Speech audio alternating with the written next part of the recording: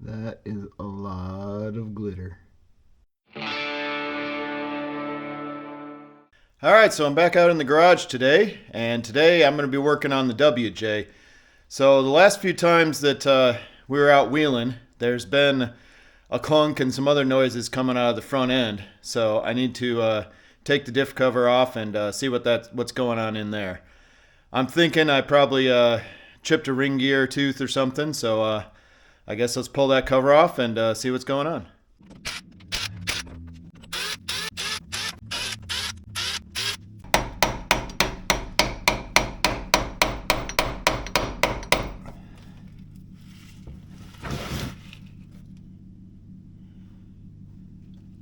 Ooh-wee.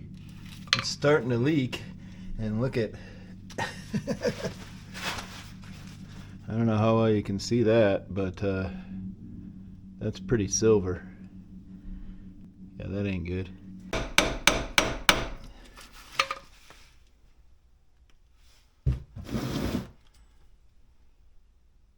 Holy cow. That is a lot of glitter.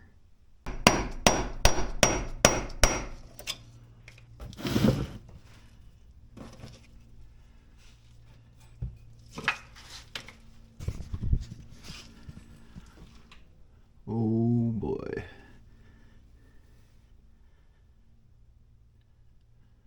Look at how silver that is. Wow.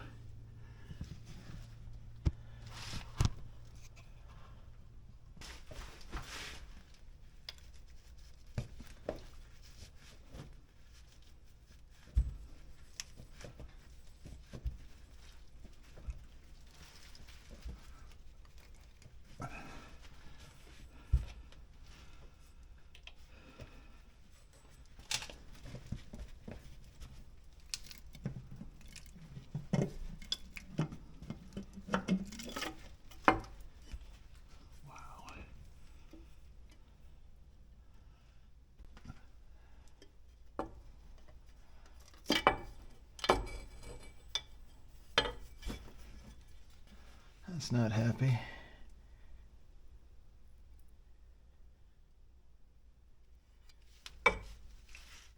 Well, so after pulling that cover off, I did not find what I was expecting. I was thinking that there were maybe some chipped teeth on the ring or the pinion, but everything looks fine in there. I rotated the thing all the way around and all the teeth look good. So I'm still not sure what's causing my clunk and other noises up front. Not entirely sure. However, I did find what's probably the cause of all that glitter. So this bearing right there on that side is shot because I can pull this back and forth and up and down. There you go. You can see, hopefully you can see a little bit of the play there. So that is yeah, that bearing is shot. So I don't know, maybe that's causing it to not engage well or something, but I wouldn't think, I don't know, maybe, I don't know how much play it takes before they can slip. So but yeah, that is definitely not good. So I guess I'm going to pull the carrier out and pull the bearings off. So whenever you take the bearing caps off on your diff, you want to make sure that you keep track of what goes where because the caps are machined to the case. I don't think you have to worry about the bolts, but I marked the bolts as well, so I know which bolts go where. I just marked each one with a paint marker. But the caps are the important part. You have to make sure you get the right one on the right side and the left one on the left side. So a lot of times they're already pre-marked. I don't know how well you can see it, but right there, there's a little H stamped on there, and there's an H stamped here. And then on the other side, this one also has an H stamped, but it's rotated 90 degrees, so the H is sideways on this side. So this one's got the sideways H right there, and sideways H right there as well. And so before you take them off, I've seen some of them stamped with a J. I don't know, I think it's just whoever puts them together uses whatever punch they have, or whoever takes them apart first, right? And so this one, like I said, it's got an H that's upright on this side, and it's got an H that's rotated sideways on this side. And so that's how I can keep track. If they don't have any marks, the other thing you can do is to just mark them with a paint marker, And so this is the driver's side, and this would be the passenger side. Just make sure you make the stem on your P long enough, because otherwise it might look like a D. But anyway, that's the other way you can do it. So now I got that marked as well as the stamping.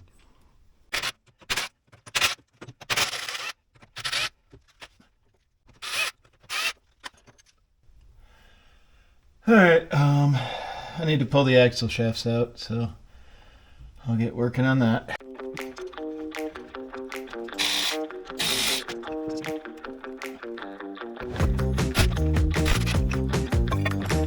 So I don't have to take the axle shaft out all the way. I just need to pull it out enough so that it clears the carrier. So I don't know, that might be enough. If not, I'll pull it out a little further. And you also, if you're not replacing the axle shaft, you don't actually have to take the hub off. Just got to unbolt the hub / unit bearing assembly from the steering knuckle. Just checking for any play while I got it apart, but it seems fine. So now I just have to go and do the same thing on the other side.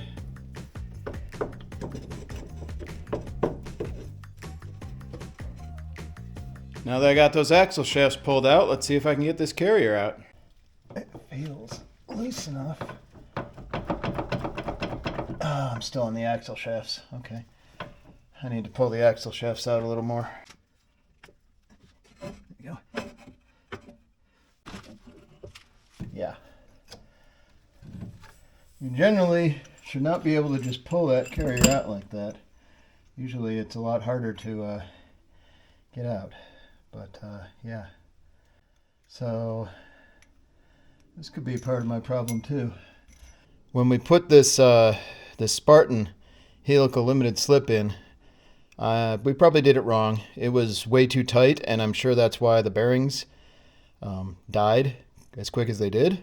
And now when I take out the shims, check this out. This shim, I don't know if you can see at the top there, there's a huge groove like worn in it. It's like that shim was not in all the way or wasn't in straight or something. So that may have contributed to the failure too, if the carrier was like slightly crooked or something. Anyway, I'm sure it's my fault. We put it together with what we had at the time. I knew it probably wasn't going to last long, but my plan is to get rid of this axle anyway, because sitting over there are a couple of 1-ton axles out of a 2005 Super Duty. That's the rear, the front's buried in that pile. And so that's going into this Jeep eventually. I was hoping that, you know, it would last long enough, and you know, it's still alive. So I'm just going to throw it back together and see if it'll last a little bit longer until I'm ready to put those 1-tons in. Not quite ready for that. I'm still gathering parts, and I'd really like to get the XJ done first. But we'll see how things go and how I can make this last. But anyway, I'm going to see what I can do with this. Get some different bearings and put them in there.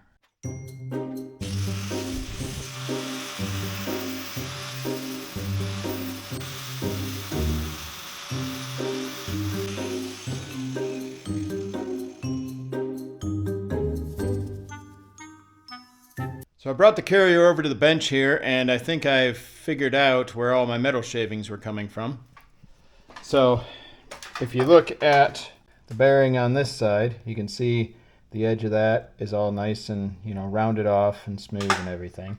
And then you go over to this side, and it is significantly worn down, almost reaching the bearings themselves. So this right here,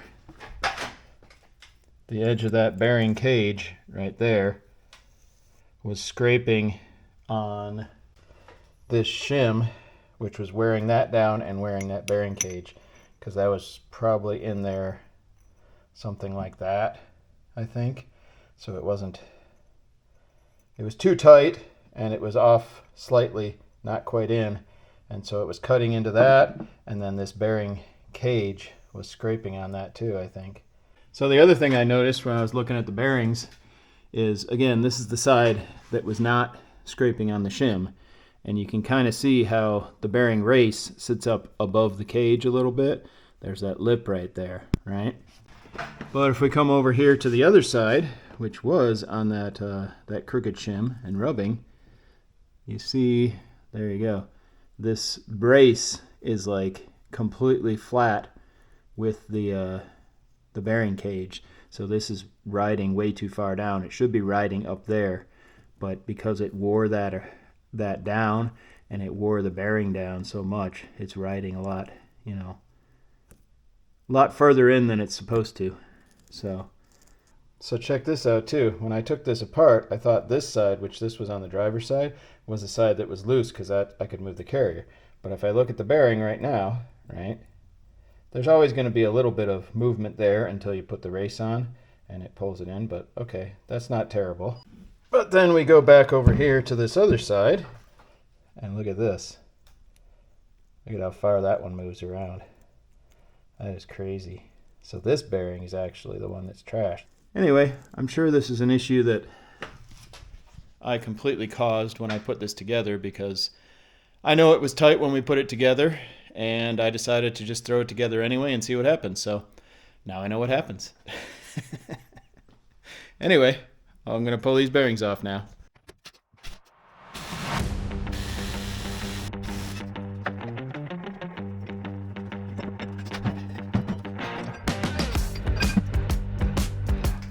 So check that out. Now that I got that out of there, it's like almost falling apart because it's like almost falling apart because it's so loose.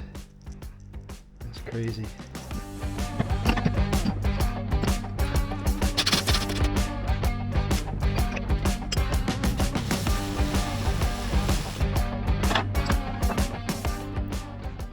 So this one you can see is a lot tighter. They're not like trying to fall out or anything. So this bearing might actually still be good.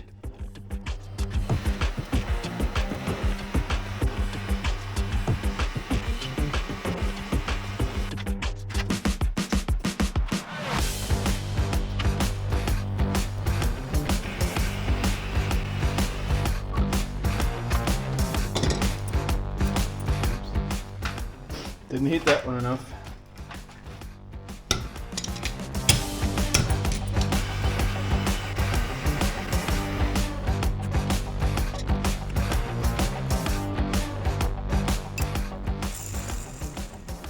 All right, so I got the bearings put on. Got the, I machined the lip off of that shim. So it's more or less smooth now. And I'm thinking that it should be okay because this part, as long as I put it in all the way, that's the part that rides on the bearing cap. So the inner part, that's being a little lower, shouldn't matter as long as this gets put in all the way. So now it's time to put it back together.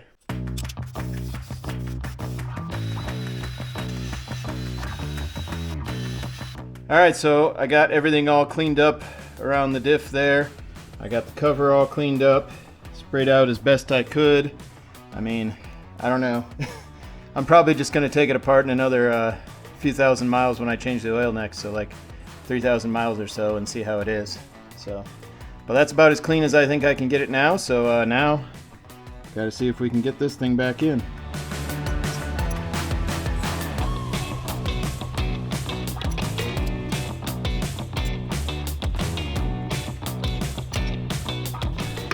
Is this in the... It's too low is the problem, yeah. Like I said, it's crooked. Is this in the lips going No, in? It's not. It's too... It's too low also. That's too high, and this is too low.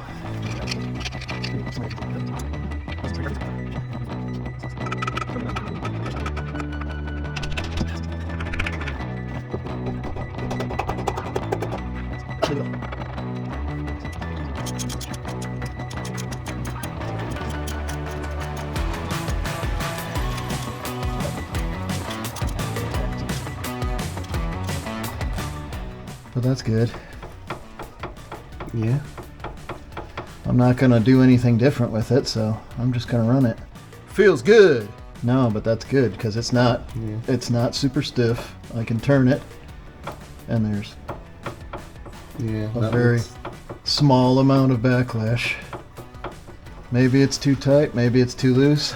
I don't know, and I don't really care. Gotta be better than it was. Yeah, exactly. It's better than it was.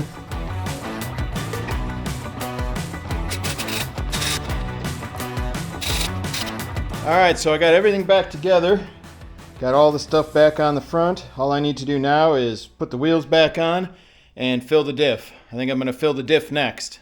So the limited slip I have in the front of here is a Spartan Helical limited slip differential. And according to the instructions that came with that, they say you should use do not use synthetic. They say use non-synthetic with no limited slip additive in that particular one. That's just for the Spartan Helical limited slip. I don't know if it's for other Helical LSDs as well, or just the Spartan one, but that's what they recommend, so that's what I'm going to fill it with. So I believe the Dana 30 takes about 1.5 quarts, and the way you know it's full is you just keep pumping until it comes out the bottom of that hole.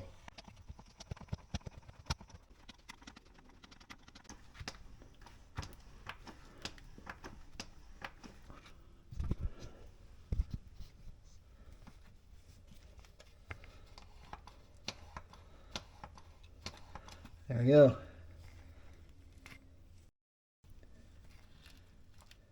And now we know it's full. And you can see right in there too that the gear oil is right up to the bottom of that hole. And that's full.